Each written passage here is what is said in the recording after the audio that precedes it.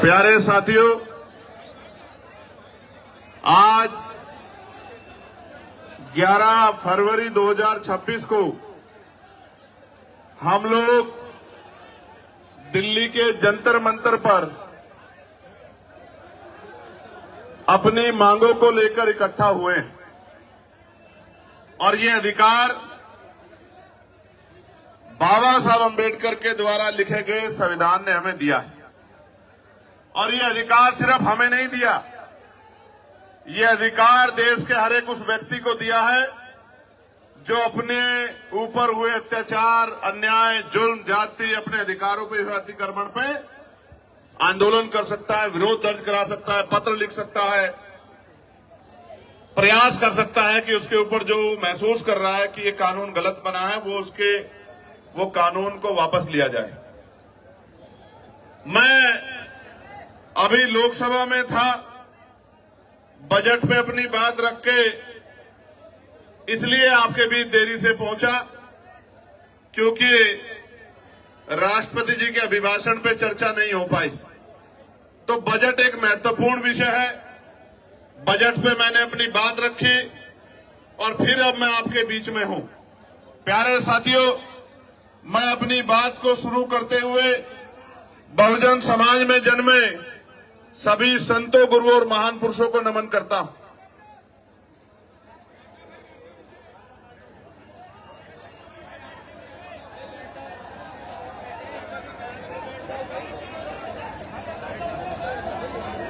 इसलिए नमन करता हूं क्योंकि मैं एक पढ़ा लिखा अधिवक्ता हूं, लोकसभा का सदस्य हूं,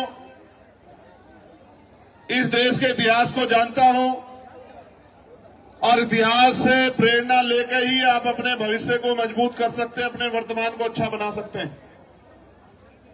प्यारे साथियों, मैं सबसे पहले दिल्ली की पूरी टीम का बहुत बहुत धन्यवाद करूंगा कि उन्होंने इस महत्वपूर्ण विषय की गंभीरता को समझा और खुद से आगे बढ़कर निर्णय लिया कि हम यूजीसी के समर्थन में एक आंदोलन बुलाकर देश भर में ये संदेश देने का काम करेंगे कि हम सीना तान के कमजोर वर्गों के साथ खड़े हैं और हम अपने बच्चों की आने वाली जो है हमारी पीढ़ियां हैं उनके ऊपर किसी भी तरह का हमला बर्दाश्त नहीं करें। तो मैं और आप सब लोग दोनों हाथ उठाकर दिल्ली की पूरी टीम को धन्यवाद करें कि उन्होंने ये हौसला जुटाया, उन्होंने ये हिम्मत जुटाई, उन्होंने हमें शक्ति दी, उन्होंने वैचारिक मजबूती को समझा और असल में उन्होंने सबसे बड़े इस दुख को समझा कि बहन पायल, भाई रोहित, बहन डेल्टा और तमाम हमारे बेटे बेटियों की जो शहादतें हुई हैं, संस्थानिक हत्या हुई है, आने वाली पीढ़ियों के हिस्से में ये जुल्म जाति ना आए। इसलिए मैं उनकी बड़ी सोच को भी बहुत बहुत धन्यवाद देता। उसके बाद जिन साथियों ने ये मुमकिन कराया कि दिल्ली जैसे स्थान पर एक बड़ा आंदोलन हो, हमारी बात दूर तक जाए, जो जहां जहां से लोग पहुंचे हैं, मैं उन तमाम भाइयों का, बहनों का, बड़े बुजुर्गों का, अपनी पार्टी के बड़े नेताओं का, सबका धन्यवाद करता हूं। और जिनकी वजह से मैं लोकसभा में पहुंचा हूं, मैं उन भीम आर्मी आजाद समाज पार्टी के साथियों का और नगीना लोकसभा के समझदार लोगों का, नगीना लोकसभा बिजनौर जिले के साथियों का बहुत बहुत धन्यवाद करता हूं। प्यारे साथियों, इस आंदोलन की जरूरत क्यों पड़ी? क्योंकि लोकतंत्र में अगर आप अपने ऊपर होने वाले अन्याय के विरोध में आवाज नहीं उठाते तो ये मान लीजिए कि ये आपके ऊपर मुस्तैद कर दिया जाता है, आपके ऊपर थोप दिया जाता है कि आप इस बात को स्वीकार करते हैं। प्यारे साथियों, आप याद करके देखिए, इस देश में हमें कुछ भी मांगने से नहीं मिला। हर चीज के लिए हमारे अपने बीच के लोगों ने, जिनको आज हम महापुरुष के रूप में मानते हैं, उन्होंने संघर्ष किया है, अपना जीवन बलिदान किया है, अपने बच्चों का बलिदान दिया है, उन्होंने अपना सुख चैन त्यागा है। उसके कारण आज इस देश में कमजोर वर्गों के लोगों को हक और अधिकार मिलने का काम हुआ। प्यारे साथियों, मैं आज उदाहरण देके बताऊंगा, जो भी डिबेट करना चाहता है, मैं चैलेंज करके कहता हूं, जिस भी पार्टी के राष्ट्रीय अध्यक्ष में हिम्मत हो वो आजाद समाज पार्टी के राष्ट्रीय अध्यक्ष से डिबेट करे,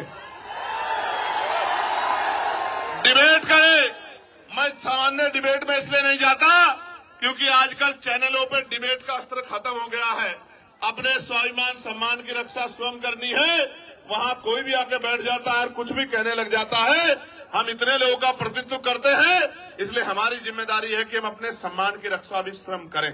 इसलिए मैं चैलेंज करता हूं कि जिनका भी प्रतिनिधित्व लोकसभा में है, उस पार्टी का कोई भी राष्ट्रीय अध्यक्ष यूजीसी के विषय पे हमसे डिबेट करे, और जो कमजोर वर्गों के विषय उन पर डिबेट करे, मुसलमानों के विषय पे डिबेट करे, ईसाइयों के विषय पे डिबेट करे, सिखों के विषय पे डिबेट करे, बौद्धिस्टों के विषय पे डिबेट करे, कर्मचारियों के विषय पे डिबेट करे, किसानों के विषय पे डिबेट करे, दलितों पिछड़ों के हक अधिकारों के विषय पे डिबेट करे, तो हम उनको जवाब देके बताएंगे कि हम जमीन से आए हैं, किसी नेता के पोते बेटे पोती बेटी नहीं है। हमें जमीन का पता है कि आज हालात क्या हैं और लंबे समय से हालात क्या थे।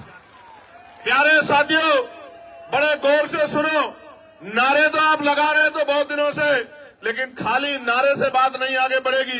प्यारे साथियों, मैं जानता हूं शिक्षा के दरवाजे किसी और ने नहीं खोले।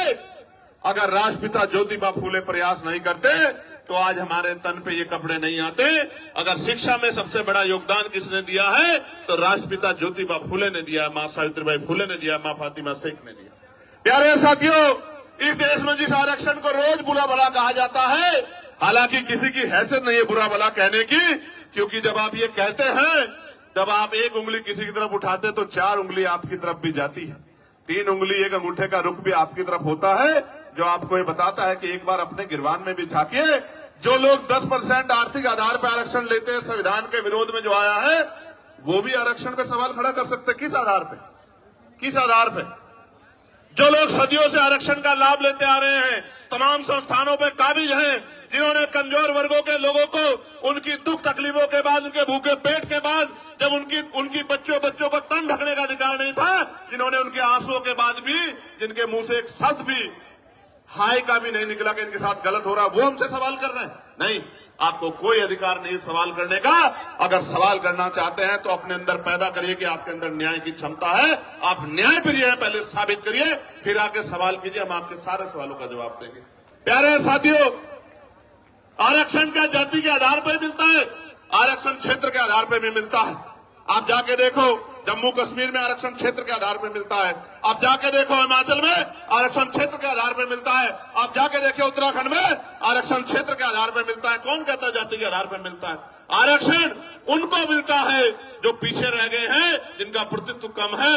और इस देश का मैं गारंटी से कहता हूं, कास्ट सेंसस करा के आप लोग डेटा उठा के लाइए, आइए डिबेट कीजिए और बताइए आपकी संख्या कम है। मैं गारंटी देता हूं, मैं चंद्रशेखर आजाद जो लोकसभा का सदस्य है और आजाद समाज पार्टी भीमान में कार्यकर्ता, में वचन दे कहता हूं, अगर किसी विभाग में आपका आरक्षण कम हुआ, चाहे वो विधानसभा हो या लोकसभा हो या कोई भी विभाग हो, अगर आपका आरक्षण, आपका प्रतिनिधित्व कम हुआ, मैं वचन देकर कहता हूं कि दलित पिछड़ों की लड़ाई को पीछे छोड़ के पहले आपकी लड़ाई लड़ने का काम करेंगे। इस बात का मैं आपको विश्वास दिलाता हूं। मैं संविधान को मानने वाला व्यक्ति हूं, न्याय प्रिय व्यक्ति हूं, इसलिए आपसे कह रहा हूं।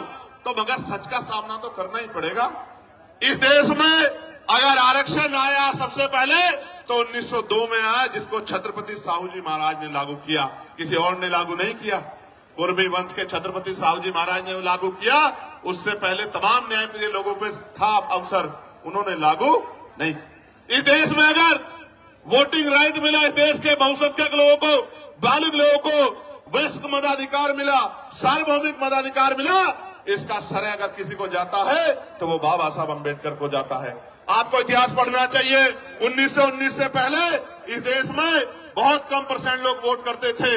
मॉन्टेगो चेमफोर्ड सुधार समिति बनी और सुधार समिति ने नए पैमाने तय किए कि वोट देने का अधिकार उनको मिले जो जमींदार हैं, जो भूमि जिनके पास बड़ी संख्या में है, जो लगान देते हैं, जो टैक्स देते हैं, जो बहुत पढ़े लिखे हैं, जो पूंजीपति हैं, जिन पे व्यापार है। आप इतिहास उठा के देखो, जिन्होंने आंख ही या जिनको अपने अधिकारों का पता ही संविधान के आने के बाद लगा है, उनकी संख्या कितनी रही होगी, आप इस बात को महसूस करके देखें। तो इसलिए मैं कह रहा हूं कि कुछ भी मांगने से नहीं मिला है। भारत ऐसा देश है जहां बाबा साहब अम्बेडकर ने जिस तरह आज हम इकट्ठा हुए बहिष्कृत हितकारिणी महासभा के बैनर तले ज्ञापन दिया, उस ज्ञापन के बाद साइमन कमीशन भारत आया और साइमन कमीशन जब भारत आया उनकी रिपोर्टों के आधार पे गोलमेज कॉन्फ्रेंस हुई और तीनों गोलमेज कॉन्फ्रेंस के बाद बाबा साहब अम्बेडकर ने यह सुनिश्चित करवाया कि कमजोर वर्गों के लोगों को भी वोट का अधिकार मिलना चाहिए। तब इस देश में, और आपको जान के खुशी होगी कि न्यायप्रिय चरित्र किसे कहते हैं, कि भारत पहला ऐसा देश है कि संविधान के लागू होने के साथ देश की महिलाओं को और गरीब और अमीर तमाम तबकों के लोगों को वोटिंग राइट मिलने का काम हुआ। ये काम अमेरिका नहीं कर पाया, ये काम जर्मनी नहीं कर पाया, ये काम यूरोपियन कंट्री नहीं कर पाई, ये काम इंग्लैंड नहीं कर पाया। ये काम अगर किसने किया कि महिलाओं को बराबर का अधिकार मिले, तो ये भारतीय संविधान में बाबा साहब अम्बेडकर ने किया। हिंदू कोड बिल पे इस्तीफा दिया जब महिलाओं को उनके अधिकार नहीं दिला पाए, पिछड़ों को उनके अधिकार नहीं दिला पाए। इसलिए हम तो लंबे समय से उपेक्षाओं से लड़ रहे हैं। मैं बात आपको क्यों बता रहा हूं, जब हम चारों तरफ देखते हैं तो मामना रामसु वर्मा दिखाई देते हैं, संत राम पी प्रजापति दिखाई देते हैं, मान्यवर काशीराम साहब दिखाई देते हैं, मान्यवर दीना भाना वाल्मीकि साहब दिखाई देते हैं। जब हम चारों तरफ देखते हैं संत गाडगे जी महाराज दिखाई देते हैं, नारायणा गुरु दिखाई देते हैं। जब हम चारों तरफ देखते हैं बाबू सिंह दयाल चौरसिया दिखाई देते हैं, परमानंद लोधी जी दिखाई देते हैं, अवंतिका बाई लोधी जी दिखाई देती हैं, जलकारी बाई दिखाई देती है, तमाम हमारे महापुरुष और वीरांगनाएं दिखाई देती हैं। ये सब कौन है? इन्होंने हमारी बस्ती में जन्म नहीं लिया, इन्होंने हमारे जिले में जन्म नहीं लिया, इन्होंने हमारे प्रदेश में जन्म नहीं लिया, मगर हम अपने मां बाप से ज्यादा इनका सम्मान करते हैं और इनके सम्मान पे खून की बूंद बूंद लगा सकते हैं। उसका कारण क्या है आप जानिए। उसका कारण ये है कि इन महापुरुषों ने अपने बच्चों को भी पीछे छोड़ दिया, इन्होंने हमारे लिए अपना पूरा जीवन जिया। इनकी वजह से आज हमें अधिकार मिले। इसका मैं उदाहरण बताता हूं। बाबा साहब अम्बेडकर ने अपने जीवन में 3 लोगों को गुरु माना। धार्मिक गुरु उन्होंने, न्यायिक गुरु के तौर पे उन्होंने महामानव तथागत बुद्ध को अपना गुरु माना। शिक्षा के क्षेत्र में उन्होंने राष्ट्रपिता ज्योतिबा फुले को अपना गुरु माना और अंधविश्वास पाखंडवाद को यानी कि विज्ञानवाद के तर्क के आधार पर बात करने के लिए उन्होंने गुरु कबीर जी को अपना गुरु माना। आप समझो, बाबा साहब ने राष्ट्रपिता ज्योतिबा फुले को गुरु माना, उनके दिखाए रास्ते पे चले, साहू जी महाराज के रास्ते पे चले। इसी वजह से वो सामाजिक न्याय की बात को मजबूती से रख पाए। कहां थे लोग जब इस देश में स्तन टैक्स लिया जाता था? कहां थे लोग इस देश में जब विधवा विवाह रोका गया था? कहां थे जब सती प्रथाएं होती थी? कौन खड़ा था इस बात को लड़ने के लिए जब महिलाओं को जिंदा जला दिया जाता था? वही महापुरुष खड़े थे जो समझते थे कि हर व्यक्ति के जीवन का मूल्य क्या है। प्यारे साथियों, बात मैं आपको क्यों बता रहा हूं कि हमारी पार्टी के नेता ये बात कर रहे थे कि भाई चंद्रशेखर आजाद पिछड़े वर्ग के लिए मैदान में आए, कोई नहीं आता। मैं उनको कहना चाहता हूं कि आप पिछड़े नहीं हैं, आप हमारे भाई हैं, हमसे पिछड़े हुए हैं। आप पिछड़े नहीं हैं, हम सब लोग पिछड़े हैं। आप हमारा परिवार हो, हमारे भाई हो, बस पिछड़े हुए हो, उन पिछड़ों को इकट्ठा करने के लिए हम लोग निकले। और आप ही नहीं, हर पीड़ित, शोषित, वंचित किसान, कमेरा, वो चाहे बौद्ध हो, सिख हो, सामान्य जाति का भी कोई गरीब है, शोषित है, उसको भी हमारा अपना है, उसके लिए भी हम लोग खड़े हैं। मुस्लिम समाज के लोग, क्या हालत आज आपने देश में देखा? मजारें गिर रही हैं, खानकाहें तोड़ी जा रही हैं, मस्जिदों में बुलडोजर चल रहा है। और अयोध्या में क्या हुआ? जिस व्यक्ति पे आरोप लगा के उसका घर तोड़ दिया, उसको बंद रखा, कोर्ट ने उसको बरी कर दिया। अगर हिम्मत है तो मुख्यमंत्री माफी मांगे अपनी बात के लिए, जो बात उन्होंने असेंबली में खड़े होकर कही थी कि इस धर्म के लोग गुंडागर्दी करते हैं। मैं आपको बताना चाहता हूं कि सब लोग पीड़ित हैं, सब लोग पिस रहे हैं। अभी एक नौजवान साथी मुझसे मिला, मुझसे कहने लगा भैया हमारा विषय उठाना। मैं पूछना चाहता हूं, सरकार न्यायप्रिय है तो आप मुझे बताओ, 2025 जुलाई में सरकार ने जवाब दिया कि सेंट्रल यूनिवर्सिटियों में पिछड़े वर्ग के professor, assistant professor, associate professor की 80% रिक्तियां है। कितने परसेंट? 80% रिक्तियां। आदिवासी समाज की 83% रिक्तियां और शेड्यूल कास्ट की, अनुसूचित जाति की 65% रिक्तियां। मैं पूछना चाहता हूं, कोई भी डिपार्टमेंट तभी तो चलेगा जब उसको चलाने वाले लोग होंगे। जिस डिपार्टमेंट में, जिस विभाग में 80% पद खाली खड़े हैं, वहां कौन हमारी पीड़ा को सुन रहा है? जब हमारा आदमी वहां है ही नहीं तो हमें न्याय वहां कहां से मिल सकता है? 45 सेंट्रल यूनिवर्सिटियों में 38 जो हैं, जो वाइस चांसलर हैं, कुलपति हैं, वो सामान्य जाति के हैं। हमारा विरोध ये नहीं है कि सामान्य जाति के हैं, हमारा विरोध ये है कि 45 में से 38 कितने परसेंट बैठता है कि एससी, एसटी, ओबीसी के लोगों में काबिलियत नहीं है। किस आधार पे आप ये बात कहना चाहते हो? एक एससी का, एक एसटी का, 5 ओबीसी समाज के, जिनकी संख्या 52%, उनको 12% भी नहीं मिल रहा है। इसलिए आंदोलन करना पड़ता है, इसलिए यहां आना पड़ता है। हम तो जानते हैं, मैं आपको इस मंच से कह रहा हूं, फिर कह रहा हूं, याद करो फूले साहब को, याद करो साहू जी महाराज को, याद करो पेरियार को, याद करो रामसु वर्मा जी को, याद करो बाबू जगदेव प्रसाद कुशवाहा जी को, याद करो जननायक कर्पूरी ठाकुर जी को, याद करो परमानंद लोधी जी को, याद करो संतराम बी प्रजापति जी को, याद करो शिवदराज चौरसिया जी को, याद करो। और मैं आपको भी कहता हूं, मुस्लिम समाज के मेरे भाइयों, कि अगर सर सैयद अहमद खान नहीं होते तो एक यूनिवर्सिटी भी आपके लिए नहीं बनती। आपको आइडिया नहीं है, कोई आपको पूछने वाला नहीं है। और अगर आपके लिए यूनिवर्सिटियां नहीं होती, आपको तालीम नहीं मिलती, तो आपको इस देश के सिस्टम में आने का मौका ही नहीं मिलता। जब आप डॉक्टर इंजीनियर, आईएएस, आईपीएस, वकील जज नहीं बन पाते, तो आपके कलम में ताकत नहीं होती। आप कहां से किसी का भला कर पाते? आप तो अपना भला भी नहीं कर पाते। आपने देखा, उनके बाद 2 लोगों ने यूनिवर्सिटी बनाने का काम किया, और दोनों के परिवारों का क्या हाल है। आजम भाई के परिवार का क्या हाल है आप देखो, और इकबाल भाई के परिवार का क्या हाल है सहारनपुर में, आपने देखा। अगर वो कोई व्यापारी को वो बना लेते तो कोई दिक्कत नहीं थी। यूनिवर्सिटी बना के पढ़ाओगे और उनको सिस्टम में लाओगे तो लड़ाई हो जाएगी। बस असल बात ही मैं आपको ये बता रहा हूं मेरे प्यारे साथियों, प्रदेश का, देश का कोई डिपार्टमेंट उठा के देख लो, अगर आप बैकलॉग ढूंढोगे तो मैं लिख के देता हूं कि अगर बैकलॉग भरा जाए तो आज ही 5, 7, 10 lakh schedule caste, schedule tribe, backward के लोगों को नौकरी, सरकारी पक्की नौकरी मिलने का काम होगा। लेकिन इन सरकारों ने क्या कर रखा है, इन्होंने ठेके संविदा पे अपने लोग रख रखे, कम पैसे में लोग रख रखे हैं। जो लोग रख रखे हैं उनको पूरा पैसा नहीं मिलता, कॉन्ट्रेक्चुअल जॉब दे रखी है, क्योंकि आरक्षण ना देना पड़े एससी, एसटी, ओबीसी के लोगों को। इसलिए मैं आपको कहना चाहता हूं, ये जो यूजीसी आया, मैं इसका धन्यवाद करूंगा, इस गाइडलाइन का। इसके आने से कई लोगों के चेहरे बेनकाब हुए, जो कहते थे हम सेकुलर हैं, हम न्यायप्रिय हैं।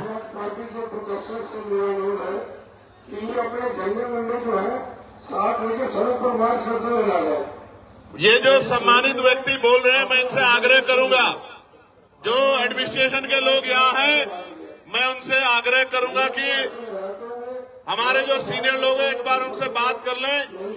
ये बीच में ना अपनी बात को रखे, और ये भाषा शैली सुधारे। झंडे वंडे नहीं होते हैं, ये झंडा हमारा सम्मान है। और इस बार अगर ये भाषा शैली नहीं सुधारेंगे तो फिर ये आंदोलन आज ही नहीं, अब आगे कल के लिए भी कह दूंगा और लोगों को अपील कर दूंगा, फिर देख लेना संभाल नहीं पाओगे अगर इस तरह करोगे। प्यारे साथियों, मैं आपको कुछ और कहना चाहता हूं, गौर से सुनो, इन बातों पर ध्यान मत दो। ये तो पुलिस के भाई हैं, एडमिनिस्ट्रेशन के भाई हैं, सरकार के हिसाब से काम करते हैं, हमें इनकी मदद लेनी है, हमारा इनका कोई झगड़ा नहीं। आप गौर से सुनो मेरी बात को। कई लोगों के चेहरे बेनकाब हुए, कई पार्टियों के चेहरे बेनकाब हुए, कई नेताओं के चेहरे बेनकाब हुए, कई सामाजिक संगठनों के चेहरे बेनकाब हुए, और सबसे ज्यादा बेनकाब अगर कोई नारा हुआ है तो वो नारा है जो नारा लग रहा था कि जात पात की करो विदाई, हिंदू हिंदू भाई भाई। वो नारा भी बेनकाब हो गया, वो नारा झूठा था। अगर वो नारा सच्चा होता तो मैं पूछना चाहता हूं कि जब मंडल कमीशन की बात आती है, जब एससी एसटी आयोग की बात आती है, एससी एसटी एक्ट की बात आती है, जब यूजीसी की नई गाइडलाइन की बात आती है, तो आप आंदोलन क्यों करते हो हमारे खिलाफ? क्यों हमारे खिलाफ आंदोलन करते हो? क्यों आप हमारे खिलाफ आंदोलन करके सड़कें जाम करने का काम करते हो? क्यों आप आंदोलन करके, जो कहते थे कि प्रधानमंत्री हिंदू हृदय सम्राट है, उन्हीं प्रधानमंत्री को बताओ कहा गया, नहीं कहा गया, कैसे कैसे शब्दों से नवाजा गया। तो जिस प्रधानमंत्री के राज में आपको ईडब्ल्यूएस मिला, उन्हीं प्रधानमंत्री को जब एक आपको काल्पनिक ऐसा लगा कि भाई हमारे बच्चों के ऊपर जो है जांच बैठ सकती है, उनपे जो है उनपे मुकदमा दर्ज हो सकता है, सिर्फ काल्पनिक, कोई मामला सामने नहीं आया। हम पे तो उदाहरण है, मैं बताऊंगा पूरी बात में, हम पे उदाहरण है, कोई मामला सामने नहीं आया तो आप आंदोलन करने चले आए। क्योंकि जब भी मंडल कमीशन कहां से हिंदुओं के खिलाफ था, मुझे बताओ। अगर मेरे भाइयों को कुछ मिल रहा है और मैं विरोध कर रहा हूं तो मैं कहां से उनका भाई हुआ, आप मुझे बताओ। देखो, बहुत कुछ बेनकाब हुआ। बेनकाब ये हुआ है कि जाति सत्य है, जाति सत्य है। और जाति को ठुकराया नहीं जा सकता। जिसको हिंदू अदर्दे सम्राट कहते थे, उसी को जाति के आधार पर गाली देने का काम करते। इसका मतलब जब तक वो व्यक्ति आपका काम करेगा तब तक आप उसको पलकों बिठा के रखोगे। जैसे ही वो कोई और इनका रोल भी नहीं यूजीसी में, तो आप उनको गाली देने लग जाओगे। ये है जाति का सत्य। मैं और बताता हूं, हाथ कंगन को आरसी क्या और पढ़े लिखे को फारसी क्या। कल ही एक मामला हुआ एक बैंक में, 2 बेटियां थी। वो एक बेटी कहती है कि मैं ठाकुर और दूसरी बेटी वो ब्राह्मण समाज की है। मैं तो तमाम महिलाओं का सम्मान करता हूं, लेकिन आप देखो कि उन्होंने क्यों नहीं कहा कि मैं हिंदू हूं, और दूसरी बेटी ने क्यों नहीं कहा मैं हिंदू। एक ने कहा मैं ठाकुर, दूसरी ने कहा मैं ब्राह्मण हूं, और दोनों अपने अपने समाज से समर्थन मांग रही हैं, और दोनों के विरोध में एक दूसरे के समाज के लोग गाली बकने का काम कर रहे हैं। इसलिए मैं आपको बता रहा हूं कि वर्ग की बात ही नहीं है, ये बात जातियों तक जाती है जब आपके अधिकारों पर हमला होता है। और सबसे बड़ी बात देखो, जिनके बच्चों को जो बच्चे मर रहे हैं जिनके, क्योंकि 118% की वृद्धि हुई अपराध में। ये मैं नहीं कह रहा हूं, ये सरकार के आंकड़े कह रहे हैं, एजेंसियों के आंकड़े कह रहे हैं। 118% की वृद्धि हुई। और कानून की ये गाइडलाइन कैसे बनी? सुप्रीम कोर्ट ने ऑर्डर किया कि गाइडलाइन बनाओ यूजीसी को। यूजीसी ने गाइडलाइन बनाई, हमने नहीं बनाई। और उस गाइडलाइन में जैसे ही पिछड़े वर्ग के लोगों को जोड़ा, क्योंकि गाइडलाइन तो 2012 में बनी थी, 2012 में बनी थी, लेकिन जैसे ही पिछड़े वर्ग के लोगों को जोड़ा, तत्काल विरोध शुरू हो गया। मैं आपको बताना चाहता हूं कि इस नारे के पीछे अगर कुछ है तो वो पिछड़े वर्ग के लोगों का विरोध है। इस बात को मेरी आप याद रखना। ये सरकारें, इनकी सोच पिछड़ा वर्ग विरोधी है। और हम इस बात को इसलिए लड़ रहे हैं क्योंकि हम जानते हैं कि राष्ट्रपिता ज्योतिबा फुले हमारे लिए लड़ रहे थे, छत्रपति साहू जी महाराज हमारे लिए लड़ रहे थे, ईवी पेरियार रामानायकर, स्वामी प्यारेलाल यादव हमारे लिए लड़ रहे थे, महामना राम सुवर्मा चौधरी, महाराज सिंह भारती सर छोटूराम, चौधरी चरण सिंह हमारे लिए लड़ रहे थे। इसलिए आज हम यहाँ सीना तान के खड़े हैं कि हम अपने भाइयों को अकेला नहीं महसूस होने देंगे, हम उनके साथ। प्यारे साथियों, यूजीसी की बात हुई है, मैं पूछना चाहता हूं, कोई ऐसा प्रोटेस्ट बताओ जो यूजीसी के विरोध में हुआ हो और पुलिस ने उन पर लाठी चलाई हो। कोई एक विरोध आप मुझे बताओ पूरे देश के अंदर, या उनको पकड़ के खींचा हो, या उनके कार्यक्रम में इस तरह से माइक उठा के बीच बीच में कहा हो कि भाई आपके लोग कम है, आपके लोग ज्यादा, कभी हुआ क्या?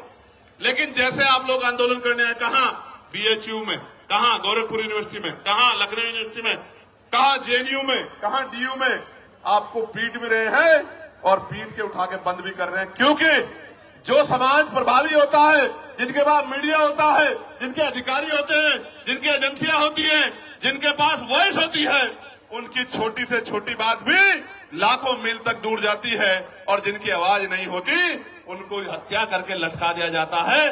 तो चारों तरफ सुनसान, चारों तरफ इस तरह का चुप्पी होती है कि जैसे कुछ हुआ ही नहीं। इस देश में क्या नहीं सहा हमने, क्या नहीं सहा इस देश में। हमने लक्ष्मणपुर बातें कांड सुना, जहां हमारी माओ के पेट चीर के और जो बच्चे थे पेट में उनको निकाल के तलवार की नोक पे खड़ा कर दिया। क्या नहीं देखा हमने इस देश में। इस देश के दलितों, पिछड़ों, मुसलमानों, आदिवासियों ने क्या नहीं सहा। कितने दंगे, कितने जुल्म, कितनी लाशें हमारी जो है, क्या क्या क्या बयां करूं मैं, क्या क्या नहीं सहा इस देश में। कितने दंगे, कितनी एनसीआरबी का डेटा क्या कहता है, कितनी बच्चों की इज्जत लुटती है। मैं कहता हूं सार्वजनिक करो, रिकॉर्ड उठा के बताओ कि ये जिन बच्चों की 1 लाखों की संख्या में इज्जत लुटती है, किस समाज की, किस समाज की, बताओ इस समाज को।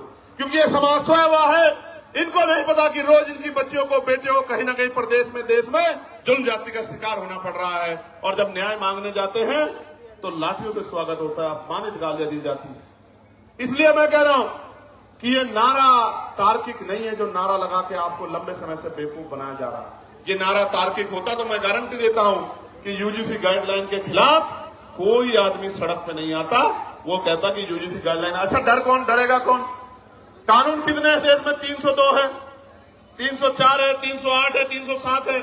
कितने कानून है? इतने कानून बने हुए हैं, हर कानून का दुरुपयोग हो सकता है। कोई दुरुपयोग का एक तो मामला आता। 2012 से SC ST के उसमें गाइडलाइन बनी हुई है, आप पे 10 मामले हैं जो आपके खिलाफ फर्जी दर्ज हो गए हो। कुछ तो होगा आपके पास जिसके आधार पे आप कह रहे हो, लेकिन कोई तथ्य नहीं है। एक ही तथ्य है कि हमें अपराधी मान ले। हम कहां अपराधी मान रहे हैं भाई? हम कौन है अपराधी मानने वाले? कन्वेंशन रेट कहता है कोर्टों का। हम तो किसी को सवाल नहीं करते कि जब हायर जुडिशरी में, हाई कोर्ट में और सुप्रीम कोर्ट में हमारा रिप्रेजेंटेशन नहीं होता, हम तो तब भी सवाल नहीं करते। हम जैसा गूंगा बहरा कौन लोग होगा बताओ? कौन होगा? कौन होगा? हमसे ज्यादा सीधा सच्चा व्यक्ति तो इस देश में कोई भी नहीं होगा जो जुल्म भी सहता है और चुप भी रहता है। जानवर भी अपने हक के लिए लड़ते हैं, हम लोग तो अपने हक के लिए भी लड़ पाते हैं। हमसे ज्यादा सीधा भोला कौन होगा? और इसी भोलेपन का फायदा लंबे समय से उठाया जा रहा है। प्यारे साथियों, इसका एक उदाहरण बताता हूं कि क्यों लड़ना पड़ता है। मध्य प्रदेश में 90 के बाद, जब मंडल कमीशन के बाद आरक्षण लागू हो गया पिछड़े वर्ग के लोगों को, तो आज भी वो भैया खड़ा है। 13% आरक्षण वहां जो संवैधानिक 27% मिला है, उसमें से भी 13% मिलता है। वो रोज आंदोलन करते हैं। यही सुप्रीम कोर्ट उस मामले को, फाइल को नीचे दबा के रखता है। क्यों नहीं सुनता? जब आपने एक दिन पहले पीआई दाखिल हुई और अगले दिन सुनवाई कर ली, तो हमें पीड़ा होती है कि जब 69,000 शिक्षक भर्ती का मामला उत्तर प्रदेश का सालों भर पड़ा रहता है कोर्ट में, जब 27% रिजर्वेशन का मामला सालों पड़ा रहता है और आप कभी सुनवाई नहीं करते हो। मेरे आज भी याद है जब डिमोशन हुए थे उत्तर प्रदेश में, एक पूर्व की सरकार थी, जब उनके निगरानी में डिमोशन हुए थे, इसी सुप्रीम कोर्ट ने कहा था कि पहले डिमोशन कराओ, उसके बाद हम सुनेंगे। मैं पूछना चाहता हूं, जब हमारे हकों की बात आती है तो क्यों चुप्पी थाम लेते हो आप? हम तो उम्मीद लगा के बैठे हो कि आप न्याय के देवता हो, आप न्याय की मूर्ति हो, आप न्याय करोगे। क्या ऐसा गाइडलाइन में जिसमें गाइडलाइन ना पड़ी हो? आप मुझे बताओ, क्या उसमें आर्थिक रूप से कमजोर वर्गों को उद्देशिका में नहीं जोड़ा गया? आर्थिक रूप से कमजोर वर्ग ईडब्ल्यूएस में सारे सामान्य जाति के बच्चे, तो कैसे सामान्य जाति के खिलाफ हो गया? इसमें महिलाओं को जोड़ा गया है, इसमें दिव्यांगजनों को जोड़ा गया है, कैसे किसी के खिलाफ हो गया? और कहा गया कि भाई इसमें नोटिफिकेशन में ये नहीं रखा कि सामान्य जाति के प्रतिनिधि होंगे। मैं कहता हूं 38 जब कुलपति सामान्य जाति के हैं तो आपका रिप्रेजेंटेशन कौन कम कर देगा? जब इतना बैकलॉग है ओबीसी, एससी, एसटी का, तो आप हमें तो गारंटी देता हूं, जो समता समिति बनेगी बनवा लो। ओबीसी के, एसटी के प्रोफेसर नहीं मिलेंगे आपको, असिस्टेंट प्रोफेसर, सीनियर प्रोफेसर मिलेंगे नहीं। आप, मेरा चैलेंज आप चेक करवा लो। तो इसलिए मैं कह रहा हूं, प्यारे साथियों, मंडल कमीशन आया था, मंडल कमीशन 2 सिफारिशें लागू हुई, अभी बाकी सिफारिशें चूकी हुई। कभी कोर्ट को नहीं लगता कि ये सिफारिशें लागू होनी चाहिए, कभी नहीं लगता, कभी नहीं लगता। और निजी क्षेत्रों में हम लोग पार्लियामेंट में बिल लेके आए, प्राइवेट मेंबर बिल, की निजी क्षेत्रों में एससी, एसटी, ओबीसी के लोगों को आरक्षण मिलना चाहिए। क्यों मिलना चाहिए भी सुनो। निजी क्षेत्र बनता कैसे है? निजी क्षेत्र इस तरह बनता है कि सरकार जमीन देती है, 1 रुपए लीज पे हजारों बीघा जमीन, फिर उसको लोन देती है, फिर टैक्स में छूट करती है। इस तरह की छूट वो किसानों को, मजदूरों को, गरीबों को, अल्पसंख्यकों को, मुसलमानों को, आदिवासियों को नहीं देती। इतने सब प्रावधानों के बाद तब जाके वो प्राइवेट सेक्टर बनता है। तो जो सारा ही सरकारी पैसे से बना हो, सारा ही सरकारी जमीन पे बना हो, तो उसमें कमजोर वर्गों को हिस्सेदारी क्यों नहीं मिलनी चाहिए? कोई पूछने वाला है क्या? इसलिए हमने कहा कि निजी क्षेत्रों में भी आरक्षण की व्यवस्था होनी चाहिए। और आज इसकी देश की सच्चाई ये है, आपको जानना चाहिए देश की सच्चाई। सच्चाई ये है कि कितने ही जो शहर हैं जिनको कहा जाता है स्मार्ट सिटी, उनमें सफाई कर्मचारी सीवर में उतरते हैं, सीवर में मर जाते हैं। 7,000, 8,000, 9,000, 11,000 पे, 13,000 पे मजबूर है काम करने के लिए। मैं आपको जिम्मेदारी के तौर पे कहना चाहता हूं, जानबूझ के जाति के आधार पर ये काम दिया गया है और जाति के आधार पर इसके वेतन का निर्धारण किया गया है। पर की नौकरी छीन के ठेकेदारी संविदा पे नौकरी देके आज भी हमारे लोग गटर में मरते हैं। किसी को दुख क्यों नहीं होता? क्यों नहीं सुप्रीम कोर्ट संज्ञान लेता? एक मुख्यमंत्री असम का ये कहता है कि 5 की जगह 4 रुपए दो, इतना सताओ कि ये प्रदेश छोड़ के भाग जाए। जो वीडियो जारी करता है जिसमें सीने पे गोली मारने का जो है निर्देश दिया गया है, मैं पूछना चाहता हूं सुप्रीम कोर्ट सुमोटो क्यों नहीं लेता है? इस वायलेशन में सुप्रीम कोर्ट चुप क्यों है? हमारे नरसंहार पर सुप्रीम कोर्ट चुप क्यों है? इसलिए तकलीफ होती है कि जिस न्याय के मंदिर से हमें उम्मीद है वो न्याय का मंदिर हमारी तरफ नहीं देख रहा, इसलिए प्रोटेस्ट करना पड़ता है कि उस न्याय के मंदिर तक हमारी भी तकलीफ जाए, हमारी भी पीड़ा जाए। हम भी इस देश के लोग हैं, हम भी देश में टैक्स देते हैं, हम भी देश को सींचते हैं, हम ही देश की बिल्डिंगें बनाते हैं, हम बड़े बड़े शहरों की बिल्डिंगें बनाते हैं, उसमें हमारा पसीना लगता है। न्यूनतम वेतन मजदूरी पे और मजदूरी मांगने पे हत्या भी होती है। हम ही देश की बिल्डिंगें बनाते हैं, हमारे पसीने खून से बिल्डिंगें बनती हैं। हमारी माएं, हमारी बहनें, हमारे बच्चे पेट पे जो है हमारी माएं बच्चे बांध के इस बिल्डिंगों में ईंटें चढ़ा चढ़ा के मशीनरी तो आ जाइए, इस देश को मजबूत करने का काम करते हुए बड़ी बड़ी बिल्डिंगें बनाती है। इन बिल्डिंगों में हम पे रहने के लिए स्थान नहीं होता है। ये सब हमारे सामने। सरकार कहती है हम प्रधानमंत्री आवास योजना चला रहे हैं, लेकिन आप देखो हल्द्वानी में कैसे बसे बसाए लोगों को उजाड़ने का काम किया जा रहा है। इसलिए दर्द होता है कि चारों तरफ हमें कोई सुनने वाला नहीं। प्यारे साथियों, मैं कर्मचारियों की पीड़ा को समझता हूं। ठेकेदारी सुविधा पर जिस तरह उनको लूटा जा रहा, मैं इस बात को समझता हूं।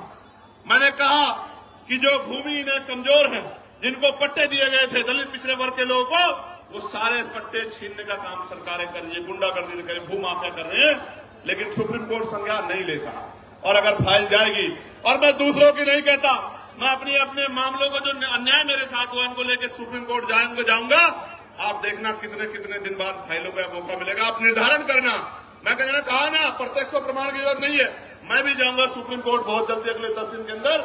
मैं देखूंगा कि हम कमजोरों की पीड़ा को भी इस तरह सुना जाता है क्या, जब सरकार हम पे जुल्म करती है, जब सरकार हम पे अन्याय करती है, निर्दोष होते हमें जेल भेजने का काम करती है, हम पे रासुका लगाती है, हमारे बच्चों को पीटने का काम करती है, हमारी हड्डियां तोड़ने का काम करती है, हमें करंट लगाने का काम करती है, तो ये सुप्रीम कोर्ट हमारी पीड़ा को भी सुनता नहीं सुनता। मैं जाऊंगा। प्यारे साथियों, आज इस देश में शिक्षा बाजार बन गई है, शिक्षा बाजार बन गई है। गरीब आदमी अपने बच्चों को अच्छी पढ़ाई नहीं दिला सकता, कोई पूछने वाला नहीं है। बच्चे पढ़ेंगे नहीं तो आगे कैसे जाएंगे, और जो चला जाता है वो हिंसा का शिकार हो जाता है, जातीय भेदभाव का शिकार हो जाता है। मैं दूर नहीं जाता, कहते हैं ना कि भाई उदाहरण की जरूरत पड़ती है। मीडिया के साथी यहां हैं।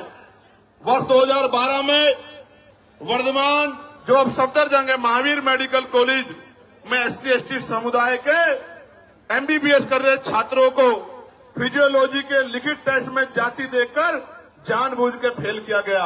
आरोप लगे, जांच हुई, और आपको जान के अचरज होगा, छात्रों की शिकायत पे जब दर्ज हुई, सरकार ने कमेटी बनाई जिसका नाम था मुंगेकर कमेटी।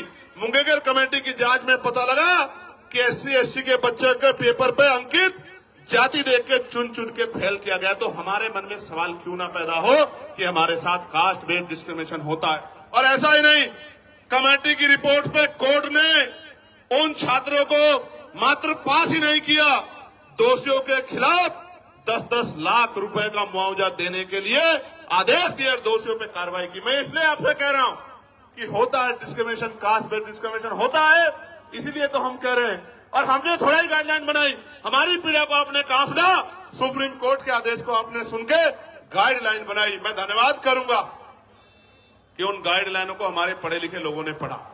भाई देखो, दो तरह का समाज है अभी। एक वो जो हाशिए पे गांव में रहता है, लेकिन वो मेहनत मजदूरी करके उनके पिताजी भी अपने बच्चे को यूनिवर्सिटी भेजने का काम कर रहे हैं। यूनिवर्सिटी क्यों भेज रहे हैं कि मेरी गरीबी, बेबसी, लाचारी, परेशानी, बीमारी, तकलीफों को ये मेरा बेटा पढ़ लिख के doctor, engineer, IAS, IPS professor बन के 2 रुपए कमा के सम्मान का जीवन खुद भी जिएगा, मेरी तकलीफों को भी दूर करेगा, मेरे दरिद्र को भी काटेगा। वो बच्चा पढ़ने आता है लेकिन वो उत्पीड़न का शिकार हो जाता है। और ये मैं नहीं कह रहा हूं, ये एजेंसियों की रिपोर्ट कह रही है, इसलिए इस आधार पर गाइडलाइन बनी है। प्यारे साथियों, बातें तो बहुत है कहने को, लेकिन मैं ये कह रहा हूं, ये सच है कि जहां आपकी आवाज नहीं होगी वहां सुनवाई नहीं होगी। इसलिए आपको अपनी आवाज को मजबूत करना पड़ेगा। आज इस आंदोलन का पहला चरण है, आज यहां है, कल राष्ट्रीय अध्यक्ष भीम आर्मी के नेतृत्व में भोपाल में होगा। 9 तारीख को राजस्थान में हुआ था। हम लोग इतनी चैन से नहीं बैठने वाले हैं।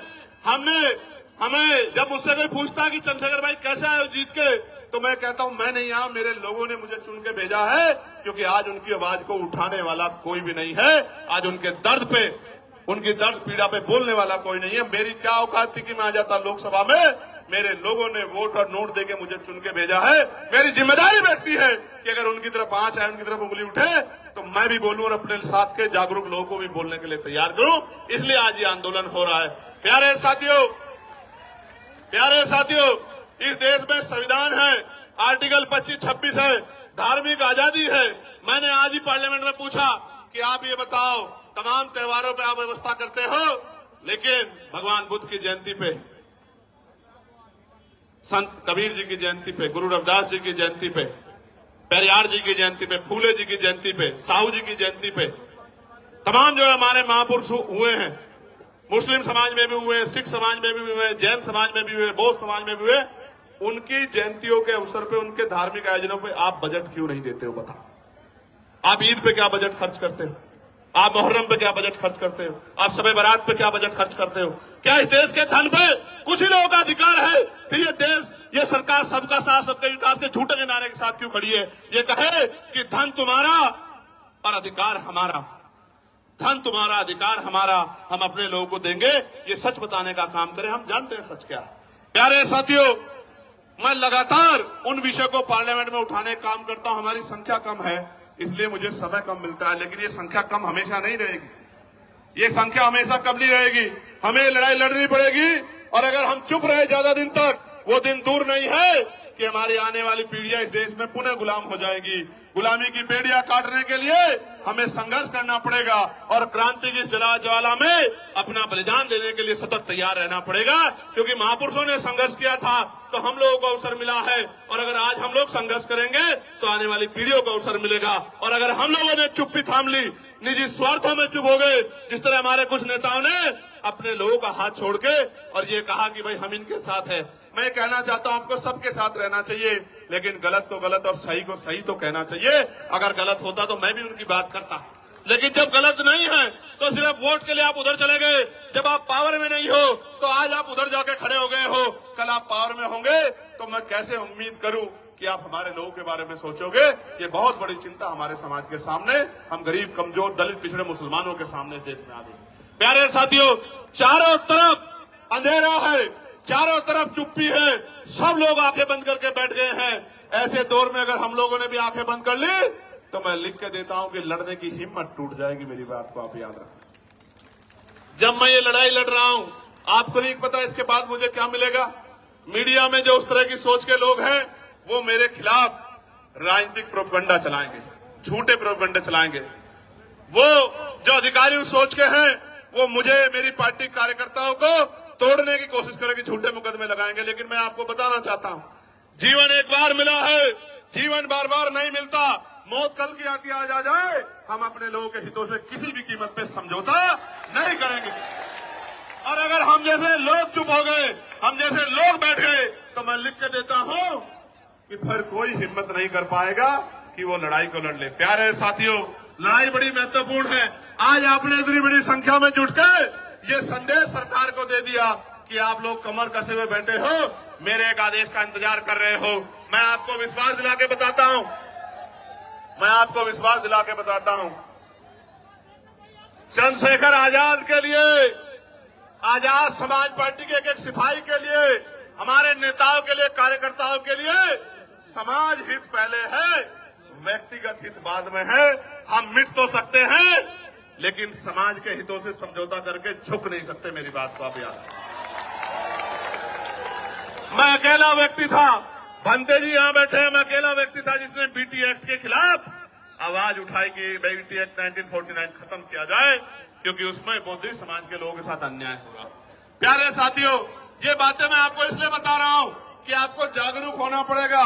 यहां तो बहुत सारे ऐसे लोग हैं जो बिल्कुल अपने से दिखाई देते हैं, ऐसा ही पढ़ना पहनते हैं, लेकिन अपने नहीं हैं। आज तो हर पार्टी आपको लुभाने के लिए अपने नेताओं को, फरीदाबाद के लोग सुनो, पलवल के लोग सुनो मेरी बात को, हर पार्टी ऐसे पटके पहना के अपने लोगों को घुमाने लगी है, लेकिन ऐसा पटका पहनने वाला सच्चा नहीं हो सकता। बाबा साहब अम्बेडकर को और बहुजन महापुरुषों की विचारधारा पे चलने वाला व्यक्ति सच्चा हो सकता है।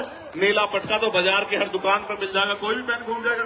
कोई पार्टी बताओ, आप औरों को छोड़ो, भारतीय जनता पार्टी को देखो, जिन आरएसएस के लोगों ने जीते जी बाबा साहब की शव यात्रा निकाली, वही आरएसएस के बीजेपी के लोग सबसे बड़ा फोटो बाबा साहब का लगाते हैं नहीं लगाते हैं?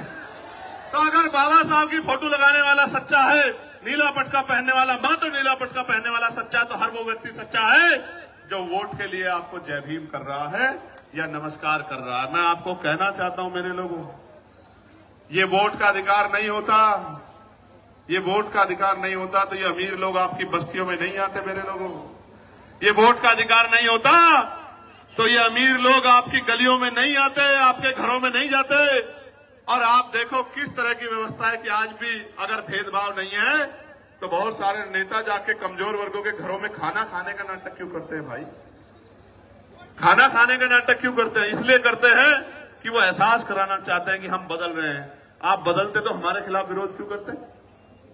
क्यों विरोध करते हमारे खिलाफ? हमारे बच्चों की जान जा रही है, आप पे एक मामला नहीं है। मैं चैलेंज करता हूं, अगर झूठे मुकदमे दर्ज करने की बात आप कर रहे हैं तो 12 से गाइडलाइन बनी है, 26 हो गया है। आप 100 मामले उठा के लेके आओ, हम लोग चर्चा करेंगे, आपकी बात को सुनेंगे।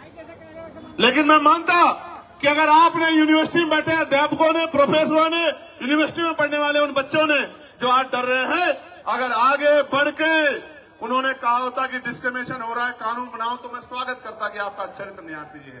प्यारे साथियों, मैंने पहले भी कहा, वही डरेगा जो अपराध करेगा। जो अपराध नहीं करेगा वो क्यों डरेगा? मैंने कहा कि जो अपराध नहीं करना चाहते वो बच्चे पढ़ रहे हैं, क्योंकि इस देश के मीडिया के चैनलों में हमने सुना जब किसान आया था तो किसान नहीं आया था, खालिस्तानी आए थे, खालिस्तानी। जब एनआरसी का आंदोलन चल रहा था तो मुसलमान नहीं लड़ रहा था, जैन सिंह बोध नहीं लड़ रहा था, पता नहीं क्या क्या नाम दिए गए थे। जब अपने हकों के लिए दलित पिछड़े आते हैं, आदिवासी आते तो नक्सली कहा जाता है। इसलिए मैं इस टीवी को सुन के ही समझ आता है कि जो अभी कुछ दिन पहले आंदोलन कर रहे थे वो आंदोलनकारी नहीं थे, वो आंदोलनकारी नहीं थे, क्योंकि जो जिनको पढ़ना है वो तो पढ़ रहे हैं। मैंने तो अपने बच्चों से कहा कि आप मत जाओ कहीं भी, आजाद समाज पार्टी है, भीम आर्मी है, हमारा लीगल सेल है, आर्य जी है, रजनीश जी है, हम लोग लड़ेंगे ना भाई। जिनको हम लोग वोट देते हैं उनकी क्या जिम्मेदारी है कि वोट लेके हमसे मुंह फेर लें? फिर हमारे लिए लड़ने की जिम्मेदारी किसकी है? आंदोलन करने की जिम्मेदारी किसकी है? सरकार से सवाल पूछने की जिम्मेदारी किसकी है? विरोध प्रदर्शन करने की जिम्मेदारी किसकी है? और अगर ये काम नहीं कर रहे हैं तो वो हमारे नेता नहीं हो सकते हैं। अगर अपने हमारे बच्चों को लड़ने के लिए आना पड़ा तो हमारे नेताओं को शर्म आनी चाहिए। तो इसलिए मैं उन बच्चों को विश्वास दिलाने के लिए, जो पढ़ रहे हैं जेएनयू में, डीयू में, जो पढ़ रहे हैं पटना यूनिवर्सिटी में, जो पढ़ रहे हैं लखनऊ यूनिवर्सिटी में, प्रयागराज यूनिवर्सिटी में, बीएच यूनिवर्सिटी में, उत्तराखंड, उन सब बच्चों को ये बताने के लिए आया हूं कि हमारे लिए राजनीति बाद में, समाज हित पहले, अपने बच्चों का भविष्य पहले। हम अपने बच्चों को विश्वविद्यालय में मरने नहीं देंगे, इसलिए हम लोग आज मैदान में जंतर मंतर पे खड़े। प्यारे साथियों, मुझे साथियों ने आते बताया कि कुछ लोग उल्टे सीधे सवाल पूछ रहे हैं। मैं आपको कहना चाहता हूं, इन उल्टे सीधे सवालों से देखो, अपने ही 4 आदमी वो लेके आएंगे और अपना एक कैमरा और वो लेके आएंगे और उनके आगे कर देंगे और उनसे उल्टे सीधे सवाल पूछेंगे, वो उल्टे सीधे जवाब देंगे। इन बातों से अब हम लोग सोशल मीडिया समझदार हो गए। अब ये बातें चलने वाली नहीं, अब ये बातें किसी मोर्चे पे चलने वाली नहीं है। मैं ताजा उदाहरण बताता हूं आपको, मैं कहना नहीं चाहता था मगर बताता हूं, पता लगना चाहिए आप लोगों को। मैं पिछले 20-25 दिन से सहारनपुर नहीं गया क्योंकि लगातार मैं अपने लोकसभा क्षेत्र के मुद्दों को उठाने के लिए पार्लियामेंट में कोशिश कर रहा हूं। और इस बीच में हमने रैलियां की, आगरा की रैली की, फिर हमने कन्नौज की रैली की, फिर हमने 8 तारीख को संत कबीरनगर की रैली की। तो एक घटना मेरे जिले में घटी जहां शोभा यात्रा निकालने के लिए परमिशन को लेकर विवाद हुआ। अब उन बच्चों से कहलवाया गया कि भाई चंद्रशेखर भाई ने मदद नहीं की। पहली बात तो बच्चे मुझे कभी मिले ही नहीं, ना मैं छुटमलपुर जाता हूं। मैं यहां से जाता हूं तो अपनी जिम्मेदारी अदा करने के लिए नगीना जाता हूं, नगीना से निकलता हूं तो देश भर में जाता हूं। मैं कभी आराम करने छुटमलपुर जाता ही नहीं, तो बच्चे मुझसे कभी मिले ही नहीं। वो मुझे कुछ बताते तो मैं उनके लिए लड़ता, हल करने के लिए कोशिश करता। हालांकि कोई ऐसा थोड़ा जो मेरी बात टाल दे वहां, आप समझ रहे हो भाई। राजनीतिक रूप से भले ही मैं वहां बहुत मजबूत नहीं, लेकिन सामाजिक रूप से इतना मजबूत हूं, मैंने इतना काम किया, किसी को भी कह दूंगा वो अपनी नाक नीची करके मेरी बात को मान लेगा, इतना दम मैं रखता हूं। लेकिन काम की बात जानो, वो बच्चे मेरे पास आए नहीं, मैं घर गया नहीं, लेकिन चलाया गया कि देखो चंद्रशेखर भाई ने मदद नहीं की। भाई आप मुझे बताओ, मेरे पास कोई मामला नहीं आएगा, मैं कैसे मदद कर दूंगा, आप बताओ। लेकिन चलाया गया कि भाई चंद्रशेखर मदद नहीं कर रहे हैं, चंद्रशेखर तो भाई मुस्लिम भाइयों का मामला इसलिए मदद नहीं कर रहे हैं। मैं पूछना चाहता हूं, ये मुस्लिम कोई अलग थोड़े, ये भी तो हमारे ही हैं। इनको मैं अगर किसी बात को अपने 20 नेताओं को भेज देता तो सब लोग फूल करके स्वागत कर देगा, लेकिन मुझे पता ही लगा तो मैं क्या कर दूंगा। जब पता लगा तो मैंने खबर की तो उन्होंने नहीं कहा कि हम निकलवा देंगे भाई साहब। लेकिन आपको पता है क्या हुआ? पुलिस ने कह दिया कि हम परमिशन नहीं देंगे। मैंने डीआईजी से बात की, मैंने कमिश्नर से बात की, मैंने एसएसपी से बात की, मैंने डीएम से बात की कि निकलवाओ उनकी शोभा यात्रा, क्यों रोक रहे हो? तो बोले साहब हम नहीं देंगे परमिशन। तो ये देखो सरकार झगड़ा कराना चाहती है हमारे लोगों को, आपको समझना पड़ेगा। और मैं समझता हूं कि मेरी लड़ाई शोभा यात्रा तक सीमित नहीं है। मेरी लड़ाई तब तक जारी रहेगी जब तक आपको स्वाभिमान सम्मान का जीवन नहीं मिलता। मेरी लड़ाई तब तक जारी रहेगी जब आपको हक अधिकार नहीं मिलते। मेरी लड़ाई तब तक जारी रहेगी जब तक आपकी जेब में पैसा नहीं आता। मेरी लड़ाई तब तक जारी रहेगी जब तक आपके भी टूटे फूटे मकान ऐसे नहीं बनते जैसे दूसरे लोगों के हैं। मेरी लड़ाई तब तक जारी रहेगी। इसलिए मैं तो इस देश में हक अधिकार की लड़ाई लड़ रहा हूं।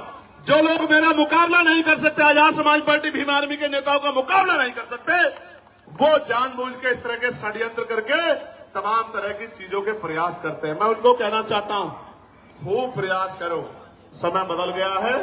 उत्तर प्रदेश में आने वाला समय आजाद समाज पार्टी काशीराम का है, मेरी बात को आप याद। और सिर्फ उत्तर प्रदेश में नहीं है, सिर्फ उत्तर प्रदेश में नहीं है, हरियाणा में, मध्य प्रदेश में, राजस्थान में, उत्तराखंड में, मैं कहना चाहता हूं दिल्ली में, बिहार में, झारखंड में, जो उत्तर भारतीय क्षेत्र में, कहना चाहता हूं डंके की चोट पे कि अगले 5 साल बाद आजाद समाज पार्टी राष्ट्रीय पार्टी होगी। मेरी बात को आप याद रखें, क्योंकि हर व्यक्ति के पास समस्या है, आजाद समाज पार्टी पे समाधान है। इसलिए सब लोग एडी चोटी का जोड़ लगा के सुबह शाम षड्यंत्र करते रहते हैं। इतना काम ही अपनी पार्टी के लिए करे तो इनकी पार्टी का भी 1-2 एमएलए जीत जाएगा। अगर ये इतना काम करे, अपना काम नहीं करते, बस यही काम करते हैं, कभी हमारे नेताओं को पकड़वाते हैं, कभी अखबार में ऐसी खबरें छपवाते हैं। इनसे थोड़े डरने वाले हम लोग, इन साजिशों से हम लोग निर्देश नीति डरने वाले नहीं, याद रखना मेरी बात। इनसे नहीं डरने वाले हैं, इन साजिशों से डरने वाले। लेकिन वचन देके दिल्ली से कह रहा हूं आपको, हम प्रथम और अंतिम भारतीय हैं। भारत की अस्मिता पे कोई आंच आएगी, भारत की सेना के सम्मान पे कोई आंच आएगी, जो हमारा गौरव है, हमारे अर्धसैनिक बलों पे, हमारे पुलिस के भाइयों पे कोई आंच आएगी, अगर हम में खून की कमी भी हो जाएगी तो हम अपने खून का कतरा कतरा देके इस देश के गौरव की रक्षा करेंगे। मैं आपको वचन देके कहता हूं, हमारी लड़ाई किसी जाति से नहीं है, किसी धर्म से नहीं है। हमारी लड़ाई अधिकारों की है, हमारी लड़ाई सामाजिक न्याय की है, हमारी लड़ाई भाईचारा कैसे बनेगा। एक आदमी ताला लगा के बैठ गया, गरीबों को कुछ देना नहीं चाहता। ये लोधी जी खड़े हैं बुलंदशहर वाले, एक आदमी ताला लगा के बैठ गया, हापुड़ वाले भी, और वो देना नहीं चाहता, और हम लोग दरवाजा खटखटा रहे हैं कि हमारा हिस्सा में दे दो। कैसे जो है भाईचारा बन जाएगा? जब तक इस देश में धन धरती राजपाट नहीं बटेगा तब तक बात आगे नहीं बढ़ेगी। और मैं आपको कहना चाहता हूं, समय आ गया है, नौजवानों ने लड़ाई ली है। कहते हैं ना, संघर्षों के साए में घनघोर जवानी पलती है और इतिहास उधर झुक जाता है जिस ओर जवानी चलती है। जिस दिन से मुजफ्फरनगर की रैली हुई, आगरा की रैली हुई, हरदोई की रैली हुई, कन्नौज का ऐतिहासिक जो है महारेला हुआ, संत कबीर नगर की रैली हुई, 25 तारीख को जौनपुर में ऐलान होगा। उसके बाद जौनपुर में, और देखना, चैलेंज करके कह रहा हूं, गौर से सुनो, जौनपुर में ऐतिहासिक रेला होगा। जौनपुर के बाद 15 तारीख को बाराबंकी में ऐतिहासिक रेला होगा। उसके बाद 29 तारीख को मार्च में लखीमपुर खीरी में महारेला होगा। मेरी बात को आप यार डंके की चोट पे कह रहा हूं। और रंजन साहब, आप भी सुनो, आपने नहीं देखा होगा कि 2 दिन पहले ग्राउंड बदल दिया जाता है, 2 दिन पहले परमिशन नहीं देते हैं। जिस तरह के गुंडा तंत्र से हम लोग लड़ रहे हैं, कोई लड़ नहीं सकता। हमारी बड़ी बड़ी रैलियां होती है और मीडिया में 1 मिनट नहीं होती कि वो आजाद समाज पार्टी की न्यूज दिखा दे। लेकिन हम नाराज नहीं हैं, हम ये मानते हैं कि अभी हमारी शक्ति कम है, हम इसको बढ़ाएंगे। हम मजबूर करेंगे कि हर एक व्यक्ति की नजर हमारी तरफ जाए, हर एक व्यक्ति की नजर हमारी तरफ जाए, वो हमारे दर्द को महसूस करे, वो हमारे विषयों पर चर्चा करे। वरना एक ही समाज के लोग टीवी के पूरे पैनल में बैठ जाएंगे और एंकर भी उसी समाज से होगा। कैसे दलितों, पिछड़ों के, मुसलमानों के हालातों में चर्चा कर लोगे मेरे भाई? आप ही सोचो क्या हालात। प्यारे साथियों, गरीब का दर्द गरीब समझता है और मजलूम का दर्द मजलूम समझता है। कोई शोषक शोषितों का दर्द नहीं समझ सकता है। प्यारे साथियों, मैं आज इस मंच से नगीना के लोगों से माफी चाहता हूं, क्योंकि नगीना के लोगों की इच्छाएं बहुत हैं, लेकिन मैं मजबूर हूं कि नगीना से उत्तर प्रदेश फतेह नहीं हो सकता है। इसलिए मैं 1 साल का समय नगीना के लोगों से चाहता हूं। जब 27 का चुनाव खत्म हो जाएगा, मैं वचन दे कहता हूं, मैं नगीना को 1 मिनट के लिए नहीं छोड़ूंगा, आपके साथ रहूंगा 24 घंटे।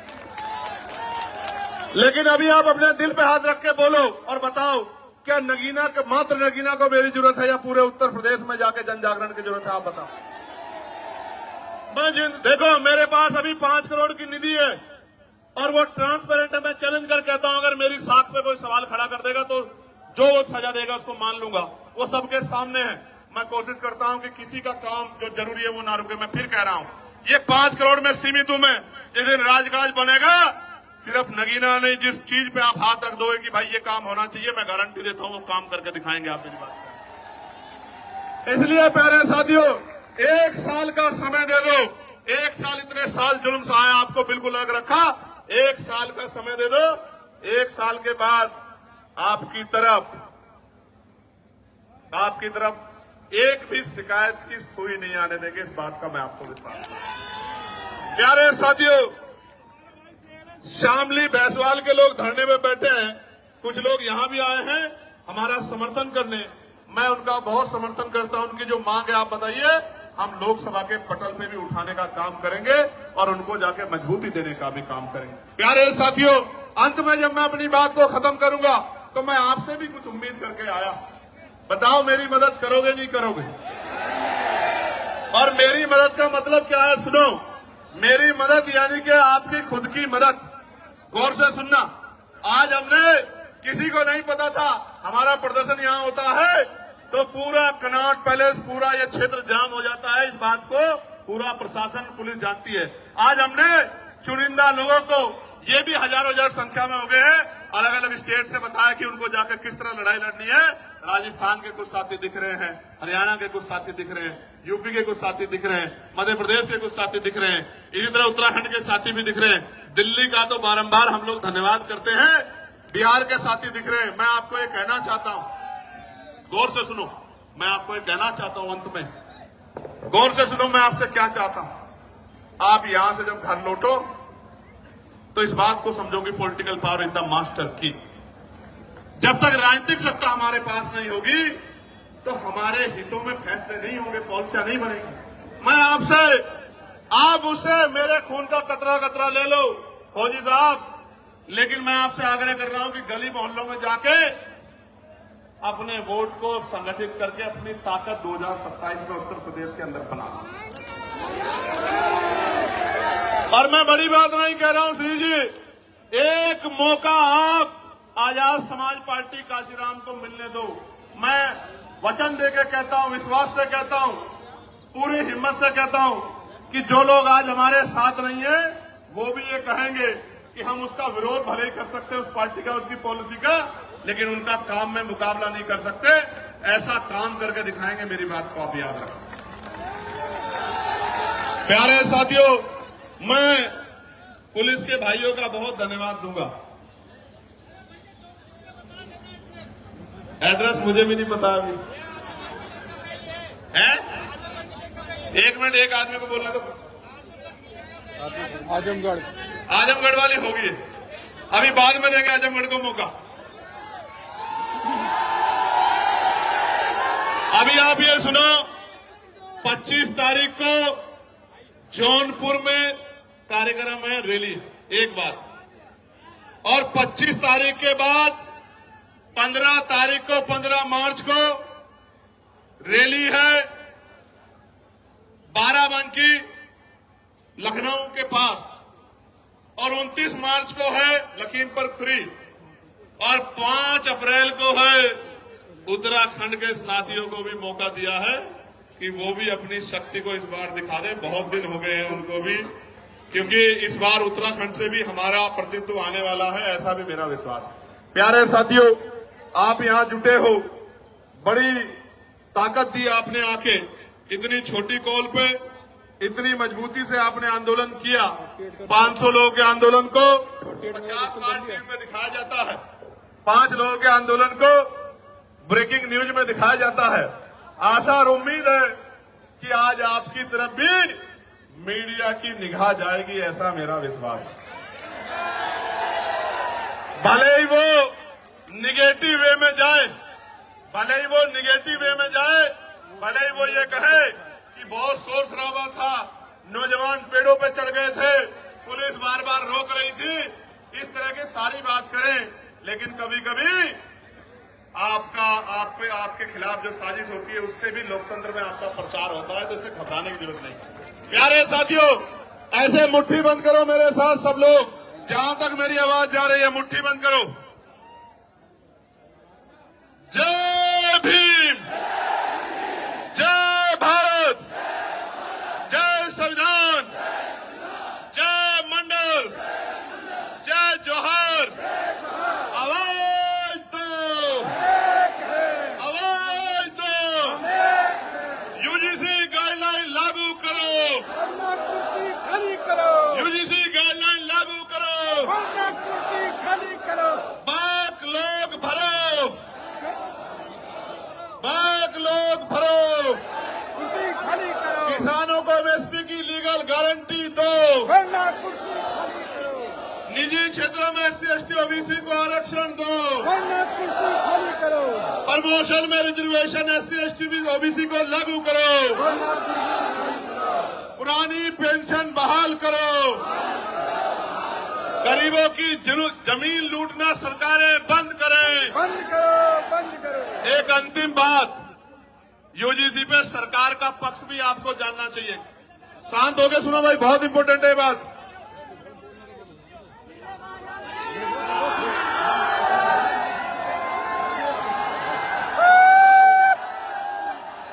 एक मिनट सुनो, अभी चर्चा करेंगे, खत्म कर रहे हैं। सुनो, इंपॉर्टेंट बात सुनो भाई, सुनो आगे जो है, आगे सुनो जो खड़े। देखो, जब ये यूजीसी गाइडलाइन के खिलाफ कोर्ट में गए लोग, तो सरकार की जिम्मेदारी थी कि वो पैरवी करती।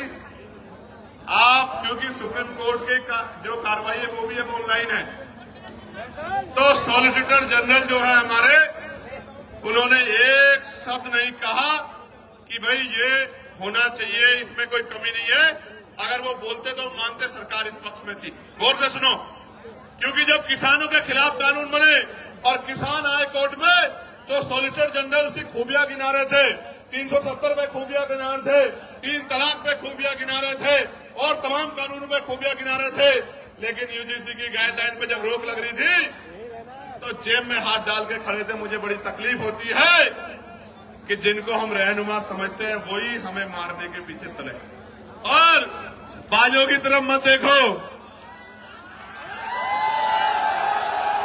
कल ये विरोधी लोग कहेंगे कि ये बाज भी चंद्रशेखर ने पाल लिए हैं,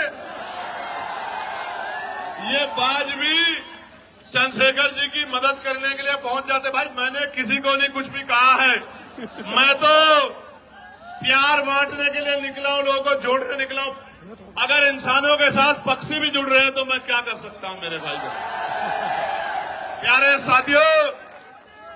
साथियों, मैं पुणे दिल्ली की पूरी टीम का बहुत बहुत धन्यवाद करता हूं।